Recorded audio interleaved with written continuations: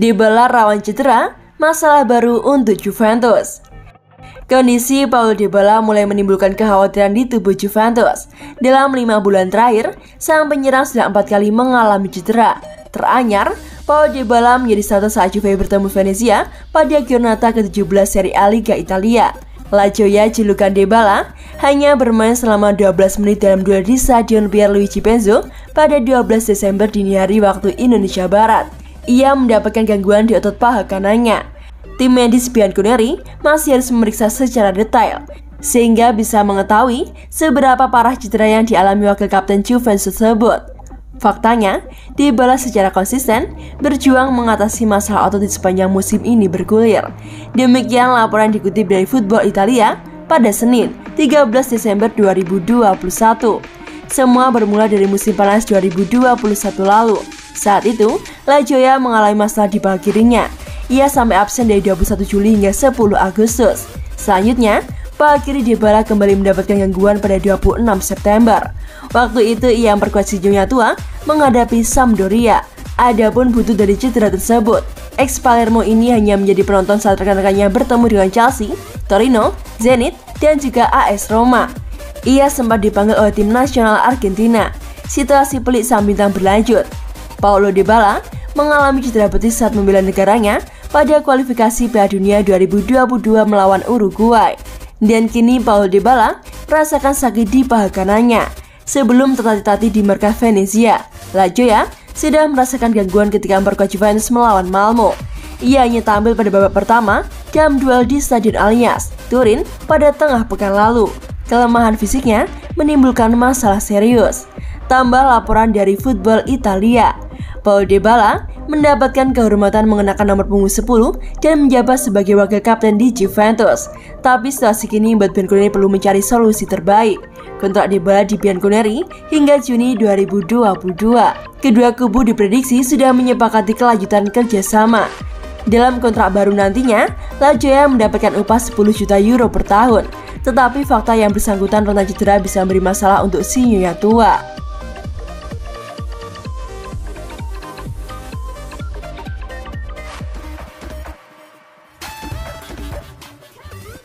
Mau lihat Massimiliano Allegri cabut dari Juventus? Jangan terlalu berharap. Ketika sebuah tim meraih banyak hasil buruk, pelatih jadi sosok yang paling mudah untuk dijadikan kambing hitam. Tak heran kalau banyak orang menginginkan Massimiliano Allegri cabut dari Juventus. Massimiliano Allegri diharapkan bisa membuat Juventus berjaya seperti beberapa tahun yang lalu. Seperti yang diketahui, Allegri pernah memegang Bianconeri selama 5 musim dan meraih 11 gelar dari berbagai kompetisi. Saat Massimiliano Allegri cabut, prestasi Juventus mengalami penurunan. Itulah sebabnya publik khususnya fans Juventus memasang harapan yang besar ketika nama pria yang berumur 54 tahun tersebut diumumkan sebagai pelatih pada musim panas kemarin. Namun kenyataan tak sesuai dengan harapan. Mereka kini tertinggal jauh penghuni 4 besar dan hasil imbang kala menghadapi Venezia pada akhir pekan ini membuat rasa sabar publik kian menipis. Sebagian pendukung Juventus sudah menyuarakan permintaan kepada klub untuk segera memecat Allegri. Bagi mereka, itu adalah sebuah jalan pintas agar tim kesayangannya bisa kembali kompetitif di semua kompetisi yang diikuti. Namun harapan mereka sepertinya tak akan terwujud. Paling tidak, selama Andrea Agnelli masih menduduki kursi kepresidenan. Tak bisa dipungkiri kalau Agnelli yang membawanya balik ke Turin untuk menggantikan Andrea Pirlo. Pada tahun 2019 lalu, dua sosok yang menyebabkan Allegri meninggalkan Juventus adalah Pavel Nedved dan Fabio Paratici. Mereka berhasil meyakinkan sang presiden bahwa Juventus harus bermain atraktif untuk bisa meraih gelar lebih banyak. Itulah yang kemudian menjadikan alasan mengapa Juventus memperkerjakan Maurizio Sarri dan Andrea Pirlo. Keduanya cuma bertahan di Turin selama masing-masing 1 musim dengan prestasi yang minim.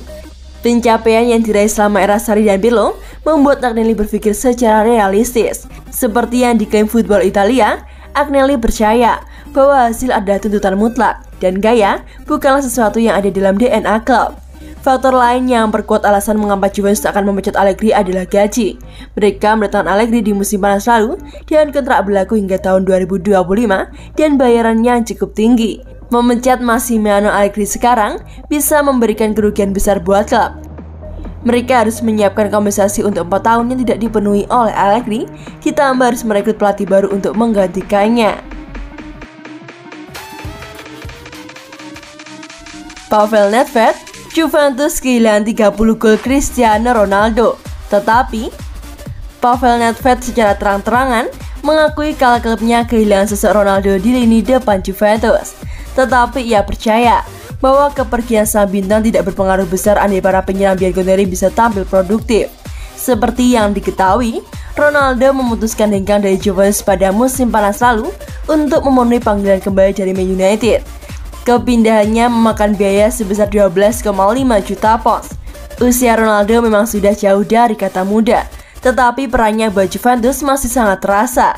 Pemain yang berumur 36 tahun tersebut menutup musim 2020-2021 dengan catatan 36 gol dari 44 laga di semua kompetisi. Secara keseluruhan, Ronaldo telah menghasilkan 101 gol dari 134 laga buat Juventus dalam kurun waktu 3 musim terakhir. Jadi tak heran kalau mereka kini kesulitan dalam urusan mencetak gol pada musim ini. Di Manchester United, ketajaman Ronaldo masih terjaga. Ia tercatat sudah membukukan total 13 gol dari 18 pertandingan. Adapun catatan tersebut membuat Juventus semakin sulit untuk move on darinya. Pavel Nedved secara terang-terangan mengakui bahwa kerugian yang ditimbulkan dari kepergian Ronaldo cukup terasa. Namun pria asal Republik Ceko tersebut percaya bahwa gol-gol yang hilang itu bisa digantikan oleh penyerang saat ini. Kami kehilangan pemain dengan 30 gol, tapi apabila pemain kami berkembang, kami punya peluang yang lebih baik untuk mendekati posisi puncak. Ujarnya, seperti yang dikutip dari Calcio Mercato. Juventus memang bukan sekedar Ronaldo saja. Mereka masih punya penyerang-penyerang handal yang seharusnya mampu menghasilkan banyak gol. Sebut saja Alvaro Morata, Federico Chiesa, hingga Paulo Dybala. Entah mengapa gol-gol para penyerang Juventus tersedot oleh kepergian Cristiano Ronaldo. Paulo Dybala yang berstatus sebagai top skor tim saat ini baru membukukan 5 gol dari 13 penampilan. Alvaro Morata menguntut dari peringkat kedua dengan 4 gol. Tetapi Pavel Nedved percaya jumlah gol para penyerang Juventus saat ini akan bertambah seiring waktu berjalan. Dan kalau sampai terjadi, maka kondisi Juventus bisa disebut membaik. Paling tidak menurut Pavel Nedved. Dari segi implementasinya, kami sedang tertinggal. Namun kami harus menambahkan Chiesa, Bernardeschi, semua pemain menyerang yang mungkin bisa mencetak 10 gol hingga 15 gol. Katanya, jika mereka melakukannya, artinya Anda dalam kondisi yang baik. Tutupnya, yang pernah memperkuat Juventus saat harus terdegradasi ke Serie B akibat kasus Calciopoli tahun 2006 lalu.